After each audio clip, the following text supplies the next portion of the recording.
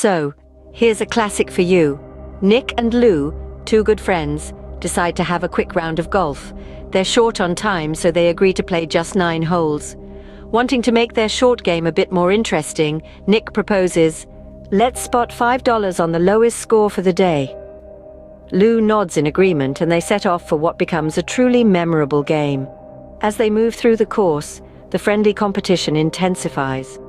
After the 8th hole, Lou is ahead by 1 stroke. He's feeling pretty confident until the 9th hole, where he slices his ball into the rough. Desperate to maintain his lead, he asks Nick to help him find his ball. Despite their best efforts, the ball seems to have vanished. Now, a lost ball carries a 2-stroke penalty, which would put Lou behind.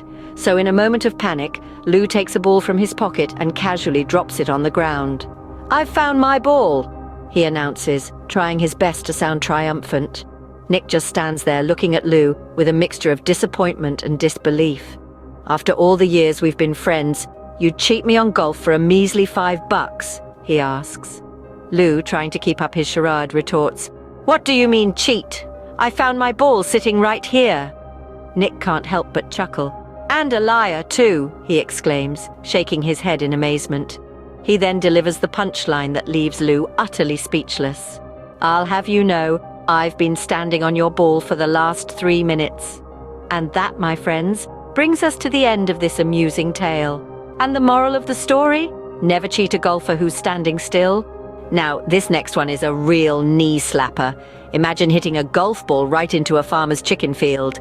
So, we have this golfer, right? He's having a great day out on the green, the sun's shining, birds are chirping, and he's feeling pretty confident about his swing. He lines up his shot, takes a deep breath, and lets it rip. But instead of soaring straight down the fairway, the ball veers off and slices right into a field of chickens. You can almost hear the record scratch as the golfer watches in horror as one of the hens drops down, struck dead by his errant golf ball. He's mortified, as any of us would be. So the golfer, being a decent sort, decides to go and find the farmer. He walks up to him, hat in hand, and says, "I'm sorry, my terrible tee shot hit one of your hens and killed it. Can I replace the hen?" Now, this farmer, he's a bit of a character. He strokes his chin, mulls it over, and then he asks the golfer, "How many eggs a day do you lay?" Just picture that for a moment. There's this golfer standing there, probably still in shock from what just happened, and now he's got this farmer asking him how many eggs he can lay. You've got to admit that's a pretty good comeback. It's a great reminder that no matter how serious we take our golf game, it's still just a game. There's always room for a little humor, and sometimes the unexpected moments are the ones we remember the most. So, next time you're on the golf course, maybe aim away from the chicken coop. Here's a tale about a young man, an old man, and a very deceptive tree. Picture this, a young man with a few hours to spare one sunny afternoon and a golf course that's just ripe for a quick round. So, he thinks to himself, if he plays swiftly, he can squeeze in 9 holes before it's time to head back home. As he's about to tee off, an old gentleman shuffles onto the tee, asking if he could join in. The young man, though worried that this might slow him down, agrees. To his surprise, the old man plays quickly. His shots aren't far-reaching, but they're straight, and he moves along without wasting any time. They reach the 9th fairway, and the young man finds himself in quite a predicament. There's a large pine tree, standing tall and proud, right in front of his ball, the green beyond it. The young man ponders over how to hit the shot. After a few minutes, the old man pipes up, "You know, when I was your age, I'd hit the ball right over that tree." Challenged, the young man swings hard, hits the ball and watches it fly into the branches, rattle around and land with a thud a foot from where it started. The old man, observing this, adds, "Of course, when I was your age, that tree was only 3 feet tall." So the moral of the story, don't always trust the perspective of others, especially when it comes to golf and trees. And remember, everyone's experiences are different, shaped as much by the passage of time as by the lens of their memory. The young man learned his lesson that day, not just about his golf swing, but also about the wisdom and the cunning of the old man, and the deceptive nature of the tree. Remember, things aren't always as they seem on the golf course, especially the height of the trees. Ever had a day on the golf course where nothing goes right? Well, this next guy sure did. Picture this. An ambitious golfer strides onto the green, ready to conquer the fairways.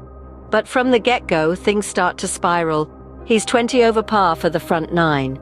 His balls seem to have a magnetic attraction to the water and the rough. They're practically disappearing before his eyes. The trees are catching his balls like they're playing catch. The sand traps might as well be quicksand, and the water hazards are more like black holes. Then, to add to his mounting frustration, his caddy coughs. Yes, you heard that right, a cough. A simple, harmless human reflex. But on this day, at this moment, it's the last straw. It happens as he's steadying himself over a 12-inch putt on the 10th hole. The golfer loses it.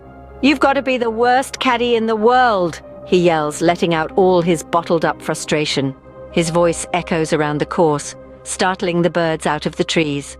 But the caddy, unfazed by the outburst, responds with a straight face. "I doubt it," he says, his voice as calm as the still water on the 18th hole. "That would be too much of a coincidence." His words hang in the air, a punchline delivered with perfect timing, the dry sarcasm cutting through the golfer's anger like a hot knife through butter. And although it might not help the golfer's score, it certainly lightens the mood. So the next time you're out there on the course, battling the elements, the hazards, and maybe even your own caddy, remember this story. Even if you're having a bad round, remember to keep your sense of humor, because at the end of the day, it's just a game. And who knows, your caddy certainly will. This last one is a cautionary tale for all the married golfers out there. Let's talk about Nick. Now, Nick was in quite a pickle when he forgot his wedding anniversary. His wife, Molly, not one to mince words, made her expectations clear. She told him, "Tomorrow, there better be something in the driveway for me that goes from 0 to 200 in 2 seconds flat." Nick, perhaps misunderstanding the assignment, decided on a small package that he left in the driveway the following morning. Molly, expecting something fast and flashy, was met with a brand new bathroom scale. Let's just say it didn't meet the 0 to 200 criteria she had in mind. The end result? Well, let's just say funeral arrangements for Nick have been set for Saturday at his favorite golf course. So golfers, always remember your anniversaries, and if you don't, at least choose your gifts wisely.